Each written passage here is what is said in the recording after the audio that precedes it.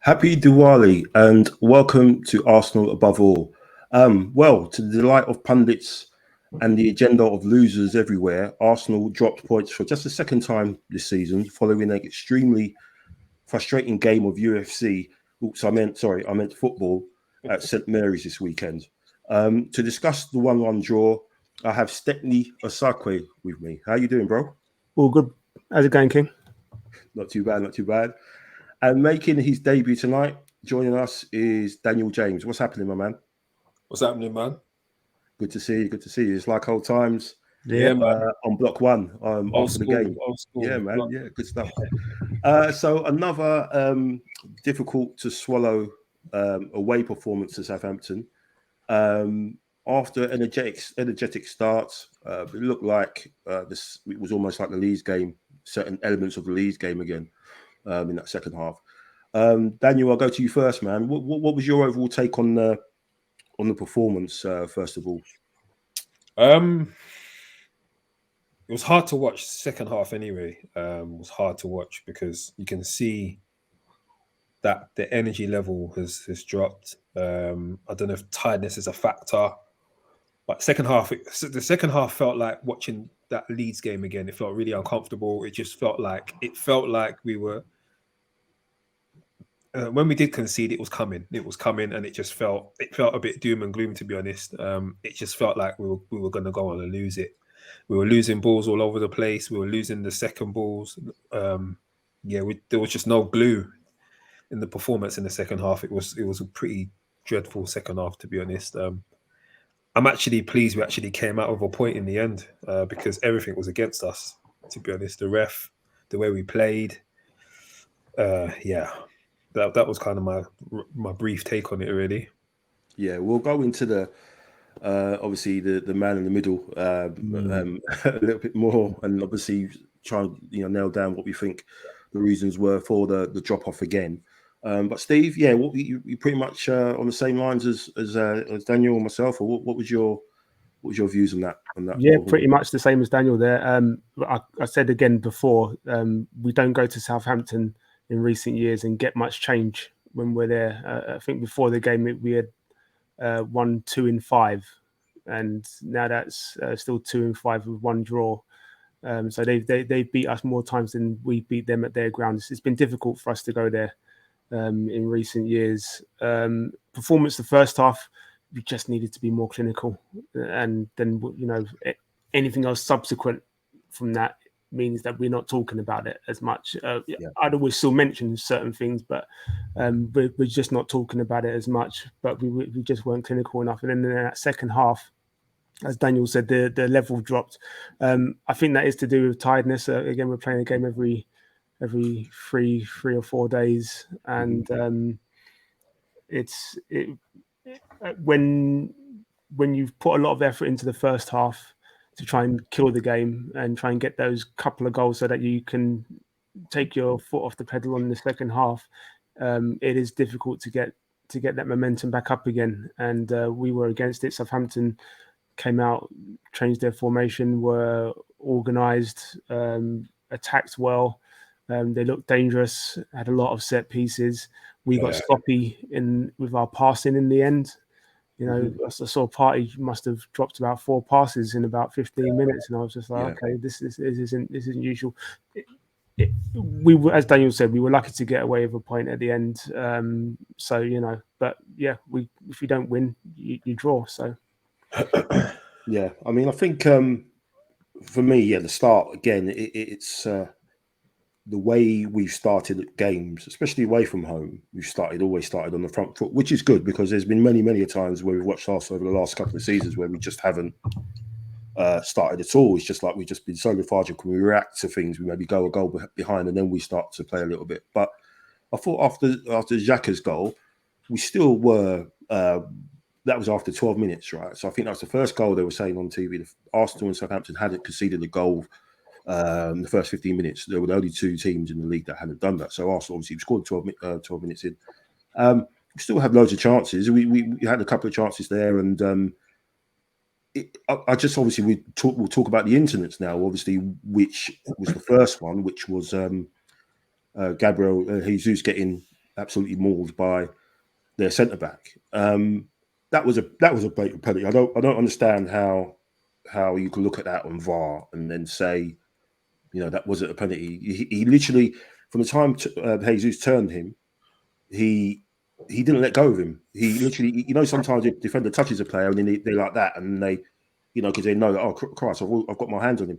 Yeah. But this guy literally had his hands on Jesus all the way into the box, and yet that referee deemed that wasn't sufficient to be a set piece. I mean, what was your take on the? I mean, we might as well jump to it because it's the elephant in the room, and I'm sure we go into it in quite hard now. But the referee, I mean, we've been accustomed to that, Daniel, as you know, as Arsenal fans, seeing refereeing performances like that. But this one was at a different level, wasn't it? I mean, I felt like some of the decisions were ludicrous. I mean, especially, like how that Lianco guy stayed on the pitch, I will never know. Mad, yeah. I don't know how he stood, not after one or two, several incidents. Yeah. Fair enough, the little elbow in the back, maybe the ref didn't see it or whatever, but VAR didn't even ask him to have a look at it. The headbutt incident, like he threw a headbutt right at Nketiah's face. I don't know how. Pretty much all of us can guarantee if that was a Xhaka or if that was one of the other kind of more prolific players in the league who are used to getting red cards or playing a bit rough, that would have been a red straight away. I find it really bizarre that the ref didn't have a look at that. With regards to the penalty incident, I couldn't understand. I was looking at, I read the Ref Watch on a popular app that many people use. I won't say the name because obviously this is going live. But they're even on the Ref Watch, their summary was, Jesus fell backwards, which was it looked theatrical, so that's why the ref didn't give it. I was like, are you serious? Like, if that was Harry Kane, that would have been given pretty much 100%. So yeah, the performance of the ref was diabolical. I wasn't happy with it. Some of the little niggly stuff, I must admit, I was thinking to myself, come on, Arsenal, just give it back. They're giving it to you, give it back to them. Do you know what I mean? Like, mix it up. Show a little rough with the smooth. But the blatant stuff, like the headbutts, the elbows, and even Saka with that yellow card for the simulation, you can see on the slow-mo, he catches his left leg. He gets pushed though. He gets pushed into that. Right, yeah. So really bizarre from me. I'm not looking forward to having that ref again, to be honest. And yeah, I just can't believe it. Steve, I'll be as quick as I possibly can in this, just because I'm wary of time. Let's take out the Jesus incidents, right? So if you take out the three incidents he had, three or four incidents he had with their centre backs, you still got the Ben White push. You still got the Tierney, almost like a punch to the face, neck type thing.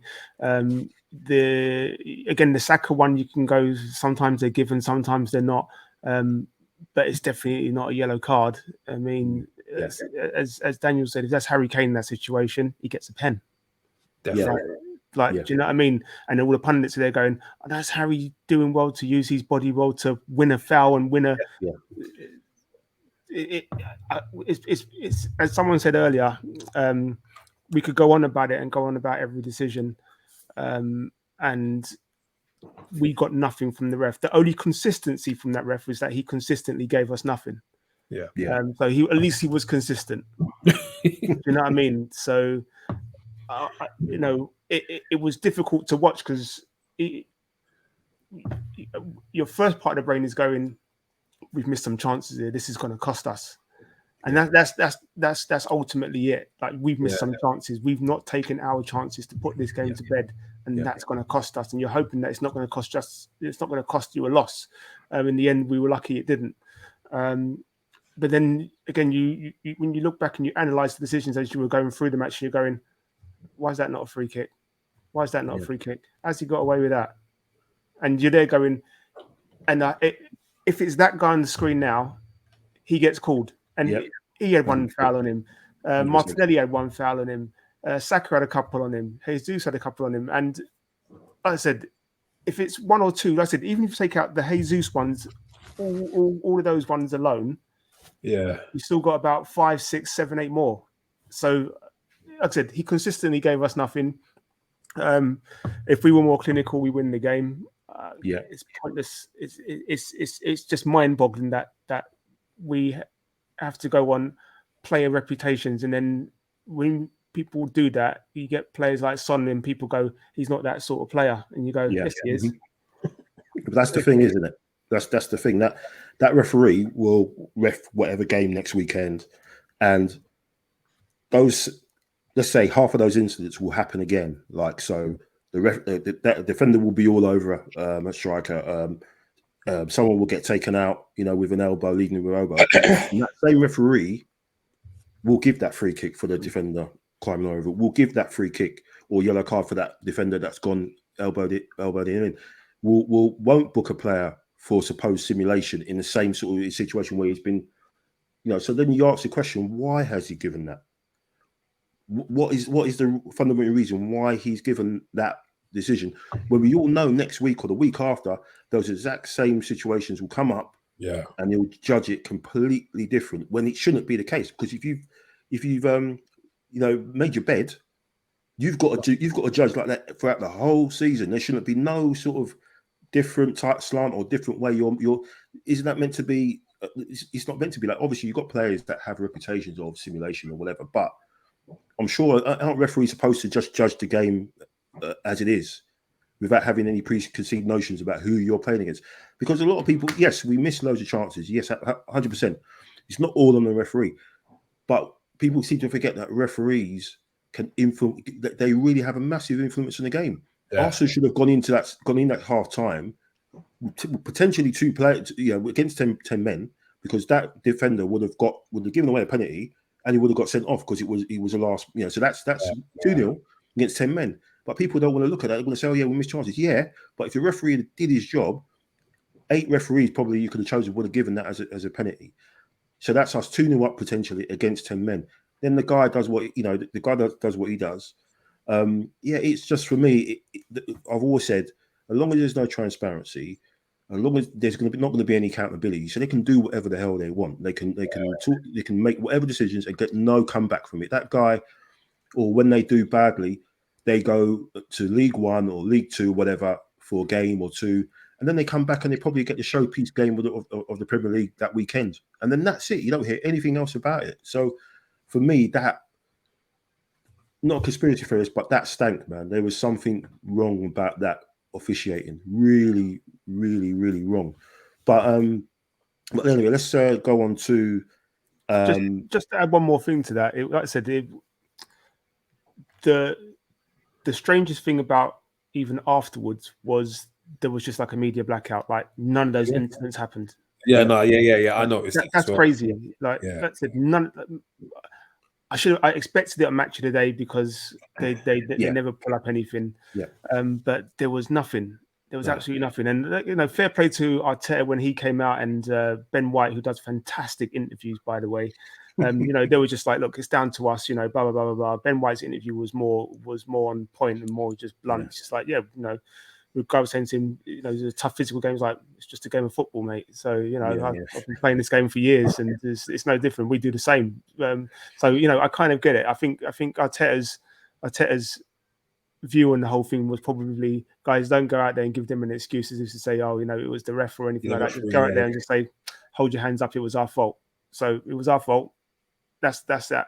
But the media blackout and just not saying anything about any incident was just bizarre. It was all about. It was all about. Sorry, Daniel. Go ahead.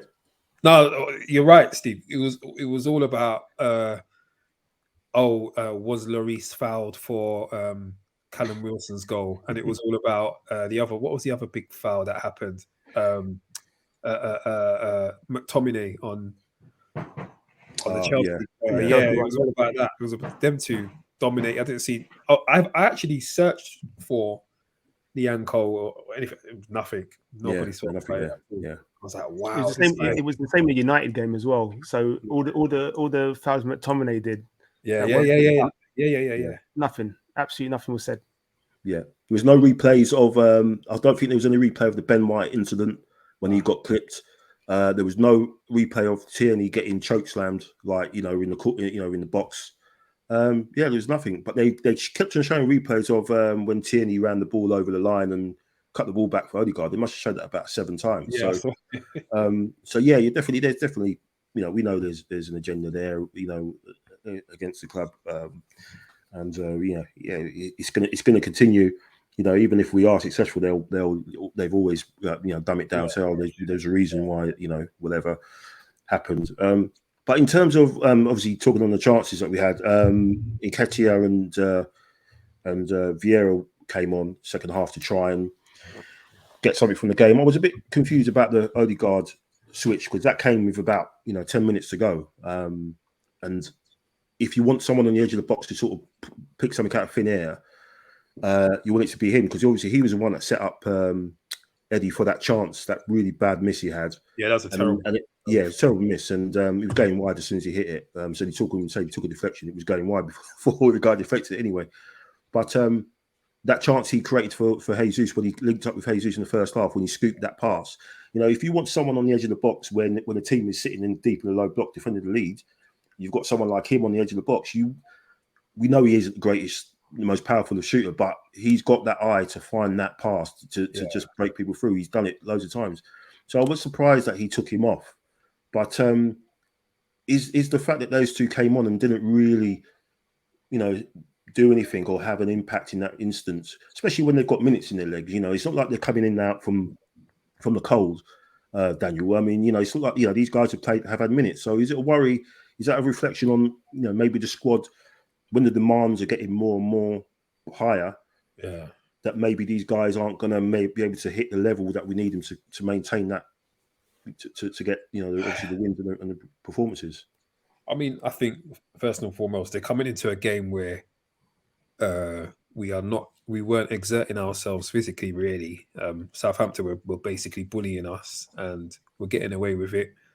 On another day we would have probably moaned about it and complained about it and let that affect our performance. So on one hand I will say, the guys plugged away and came away with a draw. On the other hand, I will say, I'll tell you what, one thing that actually I would like to know actually is Odegaard perhaps the most substituted captain in the Premier League? Have you noticed every game he comes off? For me, I want my captain on there fighting for the 95, 96, 97 minute. Yeah. I don't want my captain coming off at 75 minutes. Yeah. That's why, when he came off, that's what I was thinking. If he comes off with 20 minutes to go, then you're thinking, okay, but he comes off with, I think he literally got substituted in the 83rd minute. So you've got 7 minutes plus injury time. I mean, what's the point? I can't get my head around it. I know he's looking to play him probably Thursday, but it's like it's 10 minutes. It doesn't really make any sense that to pull him off. Like you said, when he's the guy that you want to drag him over the line, and do something. And I appreciate he's given Vieira an opportunity, but perhaps it was a game not to bring Vieira on. With Nketiah, he done well at the end of last season. I am looking for Nketiah to take his chances when he gets them, be a bit more, put yourself about like how Jesus does. Mm-hmm. Mix it up with the defenders and that, So I mean, the only thing I would say is it would be great if we had another option in terms of a striker. It'd be good if we had a big guy up front that we could bring on for the last 15. 100%. Yeah. I mean, you know what I mean, Mike. Back in your days, big centre forward. You know what I mean? Nice ball in the air. Yeah, man. With the defenders, we don't have that. So when Tierney's chucking his balls in, and Odegaard is floating balls in. We don't have a 6 foot plus, guy in there who will fight for the ball. We're always trying to pass it around and through, and sometimes the substitutions that Arteta makes maybe a bit too late, and then later on, I guess we're going to go into talking about the fatigue and stuff like that. We'll bring it up right now, but the subs were. I don't know if it's a case of them not performing with the minutes that Arteta's given them, or I don't know if I can place any blame on them, really. They came in a really difficult game, really. Those Southampton defenders are massive as well. They're really huge. They're all well over 6 foot, all of them. Mm-hmm. Yeah, Steve? I'll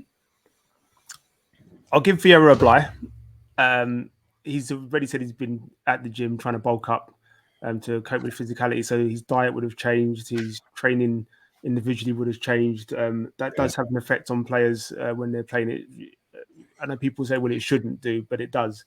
As soon as you change your diet and you're training for one particular thing and, not having to deal with the weights and all this sort of stuff just to try and bulk up a little bit more, you're going to be carrying extra weight. So you're going to be a bit leggy in some of those runs and stuff like that. So I give him a bly. With Eddie, I mean, he needs to take his chances. He needs to make Arteta go, okay, I can't keep leaving him out if he's taking his chances. And it's a bit difficult to judge him, as Daniel said in that game. Is the thing that I always say is you want your players playing in their best positions. And in that game, he's coming in to play on the wing instead of up front.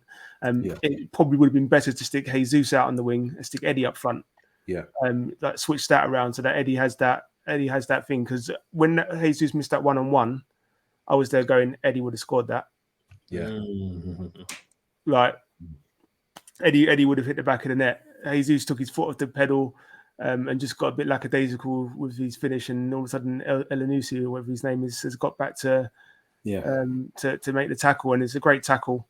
It's a great tackle, but when you're through and goal like that, you still need to have that pace and that quickness of mind. One of my friends had said, another one of our former stewards, he said, you know what, it's something that just needs to be worked on the training field. And I said, yeah, you're right. It's something that they need to just both pick up on, both Eddie and Jesus. It's a difficult one because of the amount of games we're playing. They're just doing conditioning to be conditioned for the next game, and not necessarily proper training and stuff like that. So that's where that becomes a bit difficult. But they both have it in them to do a bit more. Yes, a lot of food for thought basically. The last couple of away games. I know PSV, we should talk about in a minute. But PSV in the week, obviously they set up basically not to lose, and it was pretty much mature performance. But I'm just slightly concerned with the two away performances and obviously the levels and the demands it's asking for in the squad. Okay, so which is what we're going to talk about the squad and just about the race almost to the World Cup break to see if we can get there in good condition, and also talk about the PSV and what we expect and what we kind of would do to make sure we can get through that challenge. We're just going to talk about that just after this.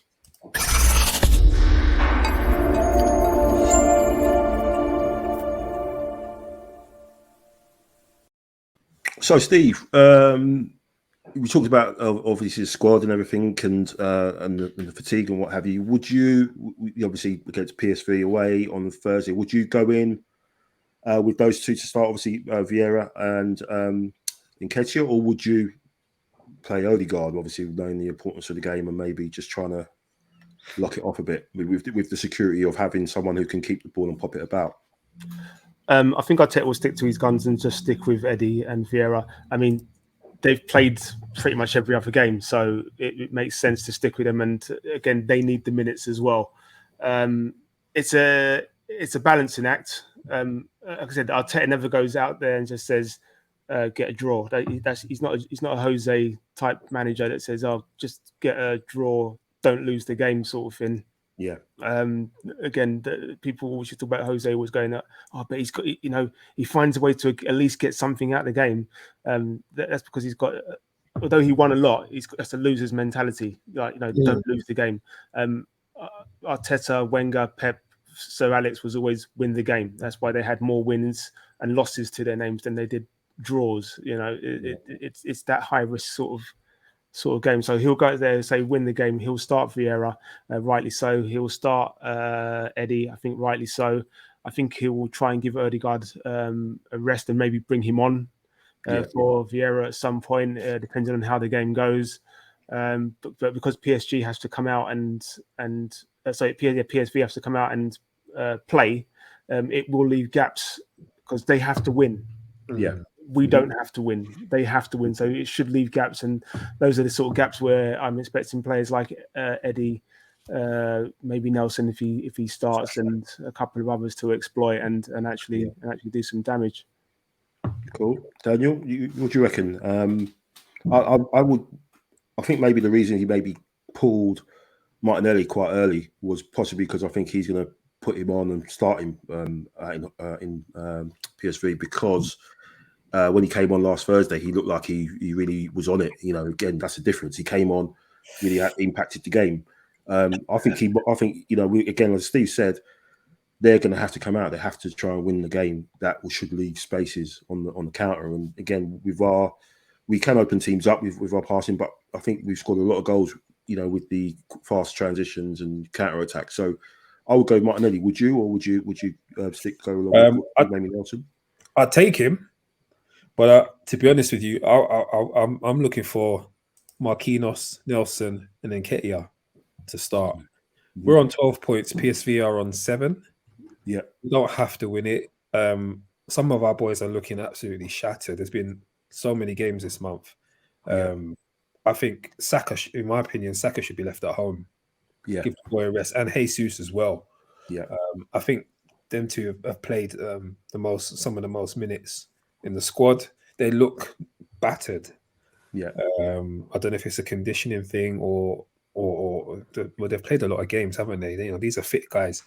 So my opinion, I'm going for a complete overhaul, a complete second team. Really, if anything, I may keep.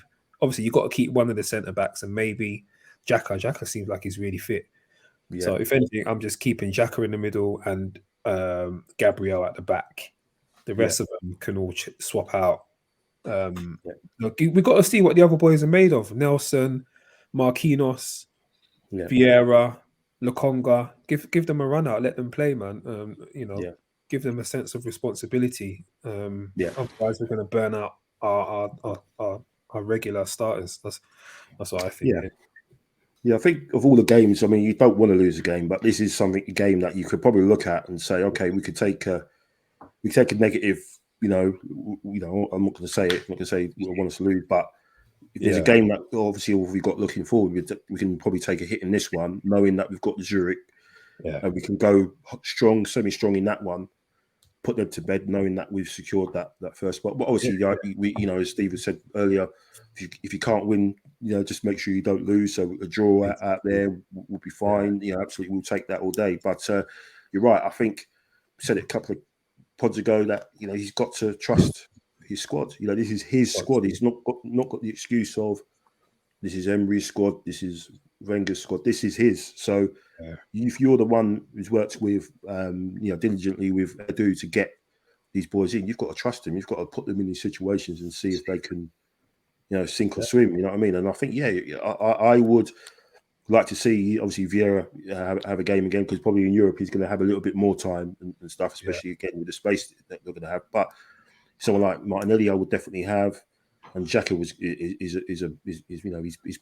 his name's down in marker pen, isn't it, on the team sheet? So that goes without saying. Steve's laughing like bloody hell. 3 years ago, we'd be saying that, but yeah. So I think obviously Xhaka, Martinelli. I think I would. Again, I was saying I would like to see Vieira, but I think maybe because of the game and the atmosphere out there, it's going to be pretty hot. The PSV fans were it's got to be said, they were absolutely outrageous. What they were doing at the end of the game, what they were ripping up the seats and flares and stuff, outrageous, and they're going to be even more so over there. So it's going to be a hot atmosphere. So I think you're going to need a couple of experienced heads just to be on that pitch and talk to them and get them through it. So that's why Odegaard and Xhaka would be, and Martinelli would be there, and obviously Holding's going to play. So, but just to say with the experienced heads, Vieira's probably got more European experience than most of our squad. True. So he'd be used to the atmospheres and stuff like that. Obviously Odegaard will be, because he's where he's played and stuff like that. But Vieira's probably one of the more experienced European players we've got. Players like Martinelli and stuff have missed out on the season. So and Martinelli the season before probably would have already got a few in the sort of qualifying rounds and stuff like that. So that's where players like Holding, who will come in at the back, who's been solid in Europe so far, and whenever he's been called upon.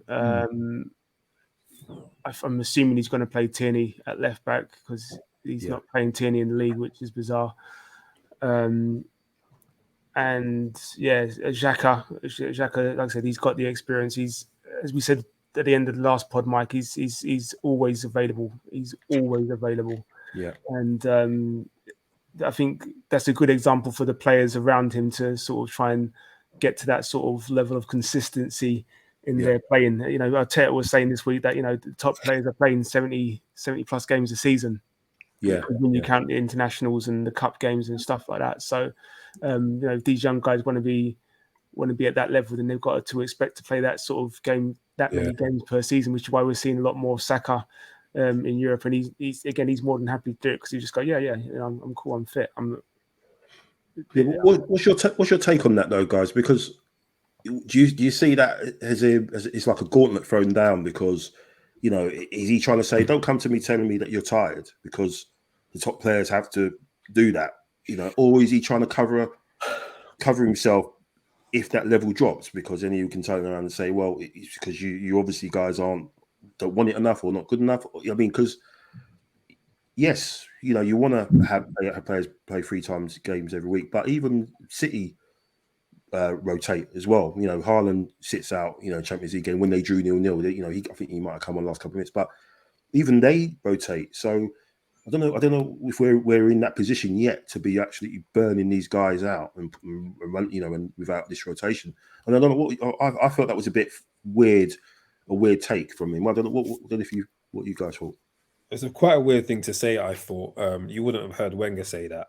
Yeah, you'd hear Wenger say, we need to protect X, Y, and Z or whatever. It sounded a bit cold. I don't know if he's saying it because that is just an expectancy, and he doesn't want to be seen to make any of his players sound weak, perhaps. But regardless of if they look tired or not, for me, it's protecting their bodies, man. We've seen what's happened with the likes of Jack, who is well documented, played too much football when he was younger. And I think with someone like Saka, you can see that he's a target. You can see he gets doubled up on, he gets kicked. Yeah. He's a slight lad, isn't he? He doesn't even have Marquinhos' kind of frame. Marquinhos looks like he can hold a few, you know what I mean? But Saka, my concern is that, why? Because he's only just gone 21, hasn't he? Well, even on Marquinhos.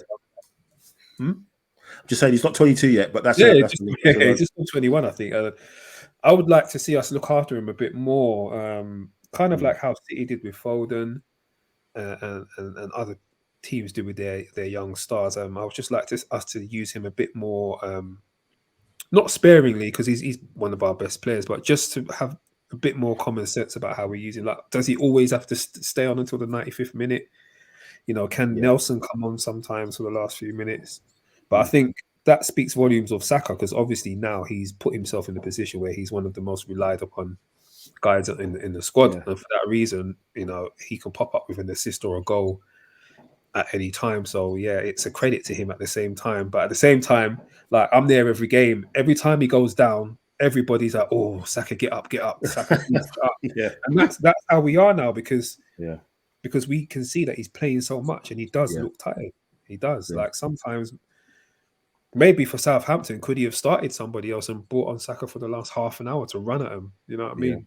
I don't know, but yeah, I do think maybe they know they don't have the depth of squad that they really want yet. yeah. And maybe that's something they need to work on in the next transfer window, perhaps. But my concern is that we're going to burn out some of these guys, and then come January, February, my concern is that, as everybody's expecting, we're going to fold, but hopefully not. Yeah, Steve, what do you think about that? It's a tough one. I mean, I think Arteta is only saying those things is because he genuinely he wants the best for us, innit? And he wants the best for his players. And I think he's just saying, look, that's the level we need to get to with our players. Okay, so that we need to get our players up to being able to play 70 games per week, 70 games per season. We don't want them to, but we need to get them up to that level because when you look at Liverpool's team, for example, they're a small squad. Like take out Liverpool's first 11, and then you've got players that can come in and do a bit, but they're just all right. Yeah. Like, do you know what I mean? Mm-hmm. So when they win the title winning season, they had everybody playing their main 11 playing every week, pretty much. Yeah. And that's all he's saying. He's like, yes, I want you to be able to play those games, but I don't want to have to rely on you for those games because that's where the squad comes in. And I will, where possible, we'll rotate you and stuff like that. But you have to be prepared to play those amount of games per season. And like I said, that includes the internationals and stuff like that. It's a difficult one to manage. And I've always criticised managers in the past, like Wenger and Arteta in the past, about how they use their substitutions and stuff like that, and giving players enough minutes on the pitch so that they feel a part of the team and that they can always come in. I mean, we re-signed Cedric at the beginning of last season, didn't we? Yeah, he hasn't played. He hasn't played. Like, what was the point? Do you know what I mean? Yes, he's an experienced head, and I can probably see him as a coach within more of a coaching sort of role. But the way he was playing at the end of the last season, you sort of thought, okay, well, he's going to get games and he's going to go with Portugal to the World Cup, and now he's not going to get a look in. So it's just making sure that we use our players well enough and giving them enough minutes and time. If you're going to make substitutions, 65 minutes is 60 to 65 minutes is the time you want to start making those substitutions, and not saying to someone like Nketiah, oh yeah, there's 7 minutes left, jump on. Like, Eddie's not going to say no, but at the same time, he's not going to have time to do anything. And people say, well, you take every chance you get, but if in those 8 minutes he's not got a chance to go through on goal, for example, it's going to play in his mind.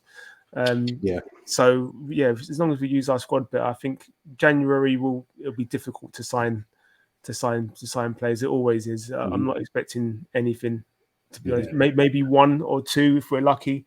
But I think if there's players that has contracts are going to be ending at the end of the season, then we might try and wait for those and just be a bit more smarter with some of our transfers. So it'd be a difficult juggling act, but got to trust the manager at this stage. Yeah, I think I'm hearing that we might do something pretty big in January if we're in the position where we are first or second. I think we're going to go big for somebody. So we'll probably go into that more closer to January, probably over the World Cup break. But just touching on obviously both what you said about the squad. I mean, when you look at the fixtures that we've got left, obviously you've got PSV.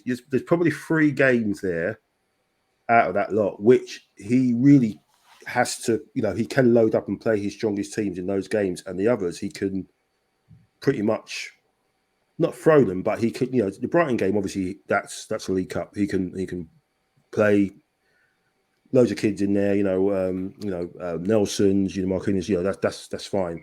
The Zurich game, if we need to play that, win that one, we should be able to do that with pretty much the basic Europa League squad. But it's obviously the Chelsea game, the Wolves game away, and Forest obviously on Sunday.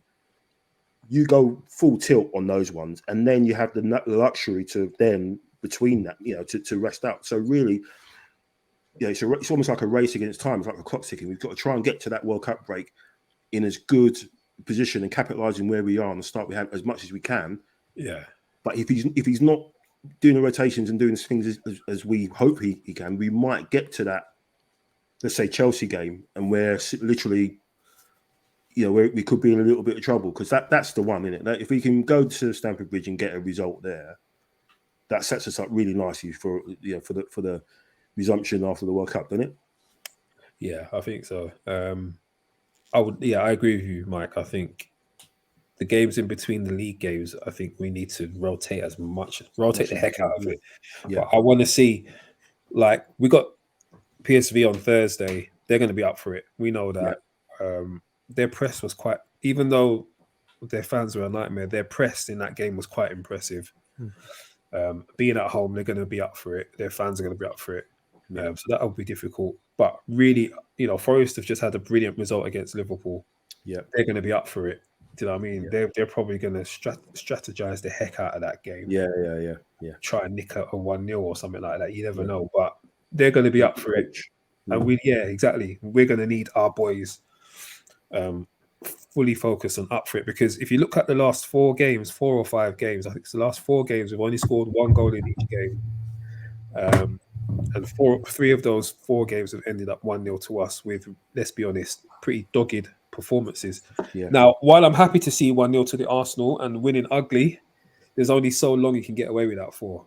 Do you know what I mean? So for me, the result against Southampton, that was coming. That was on the way. Yeah. We're just lucky we didn't lose it. Yes, we can talk about the ref and all that, but we're fortunate we didn't actually lose it, because they battered that last half an hour was not easy to watch. Like, it was really hard. It was like the Leeds game, man. It was really hard to watch. I actually thought they were going to just go on and win it. Yeah. So I think we need to rest these guys and just really get that free flowing football back on Sunday. And just give Forest a good battering. Really, this is a side that's only won one or two matches they've won, something like that. Yeah. They hardly score. They concede a lot. We should be putting them to the sword at home. Yeah, we should. So there's no excuse. Steve? Yes, same. Again, like the Leeds game and the Southampton game, I said that they would be tight games. Okay, that's taking nothing away from those teams. They work hard and they can play football. It's not like Southampton just, as Ben White said, didn't get bullied. It's just a game of football. Some strong stuff goes both ways. There's stuff that we probably don't even realise is happening, and that our defenders are doing as well. So I just think the Nottingham Forest game, after their result, they're going to be super hyped, and they've got this rest. Yeah, they've got this rest of not playing any midweek games. So we just need to be very, very careful. And I know everybody wants to see us put them to the sword. I don't think it's going to be as clear cut as that. The only thing that will make it clear cut is if Jesus or Nketiah have their scoring boots on, and then yes, it's clear cut, because I expect the others around to do their part like they have done so far this season. We've got goals chipped in from everywhere. So it should be another difficult game. But because we are at home and we do have that home advantage, I will be expecting the team to push on and make it a win, and hopefully a comfortable one. So Daniel, you're going to be there, aren't you? So Say again. Bring the luck, man. Make sure. Oh man, yeah. We'll be there pushing the team. Yeah. So thanks for coming on. Just before we finish, you've got a question, Steve? Yeah. So my son, Kid 2, he wanted to know. I could use his name, but he's everybody knows him as Kid 2. So Kid 2, when you get a chance to watch this, you know who you are. My son, he said, who do you think Arsenal's most intelligent player is, like footballing wise? Who's the most intelligent footballing wise, and why? Daniel, you're the guest. You're the newest. I would go for Saka. He's such a technical dribbler. He's not rapid with pace, but he's very clever with how he uses the ball, how he's close control, his awareness, his one-touch passing is good. I think he's all-round play is excellent. I think he's a good technical player. You know, he's got a good football intelligence for someone so young. I know a lot of people might say Odegaard, but for me, it's Saka. When I look at output, and when I look at the little things he does on the pitch, the little fouls that he wins, you know, high up the pitch when we need a break. But yeah, for me, the most technical, gifted footballer is Saka at Arsenal. Yeah, for those reasons.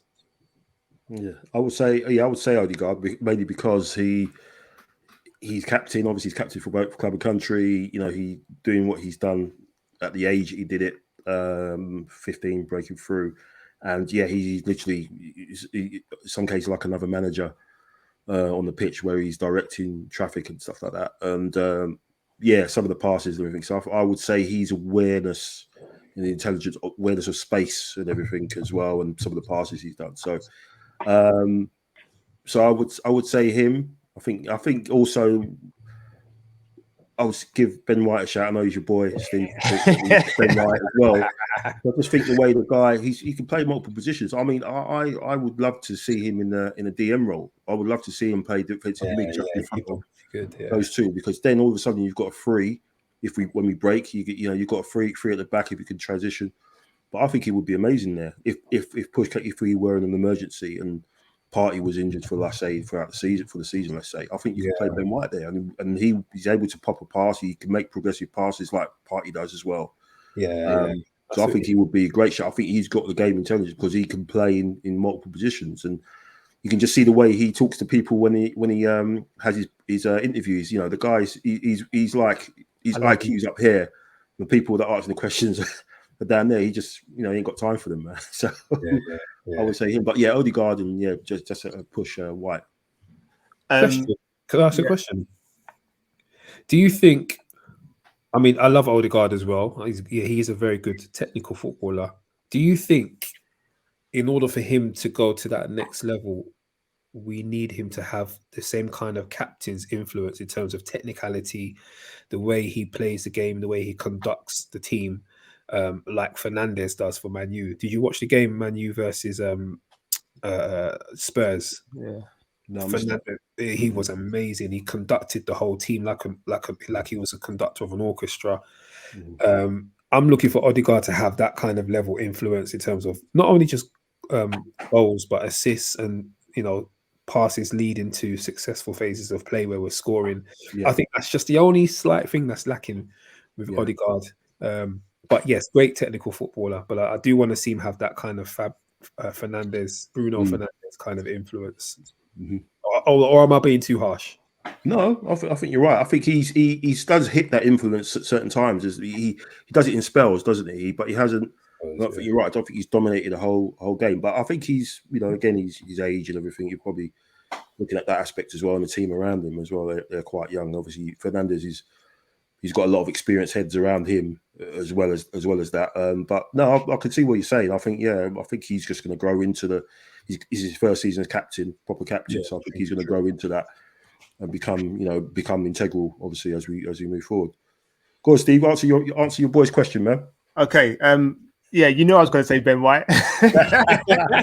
Big Ben White fan, yeah. You know what? I watch him and I just go, "You're a good footballer."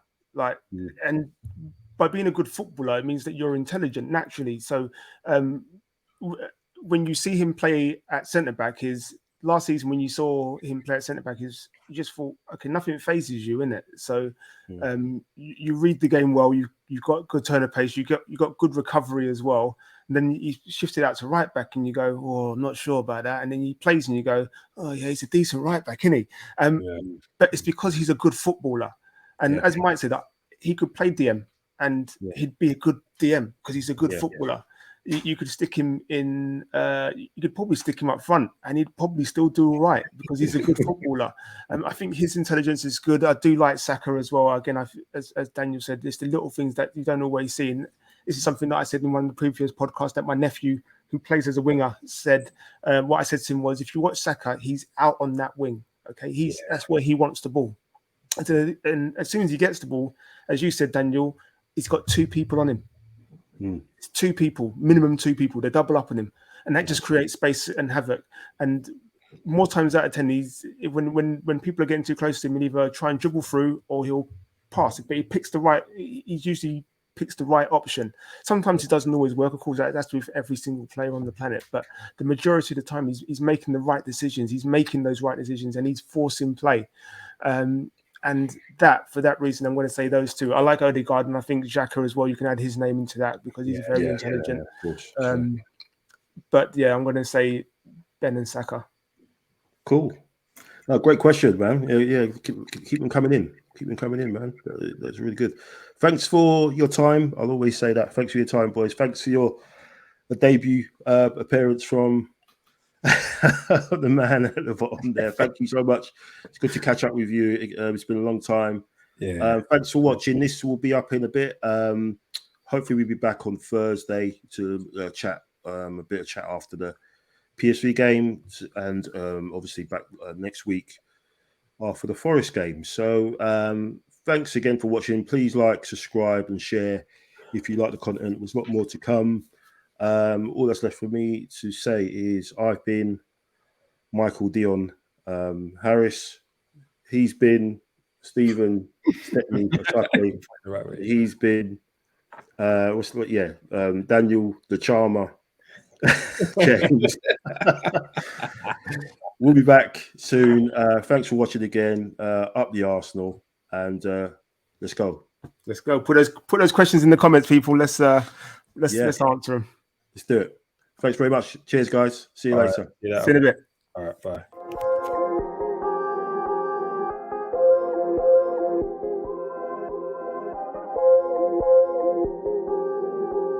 You know who made it.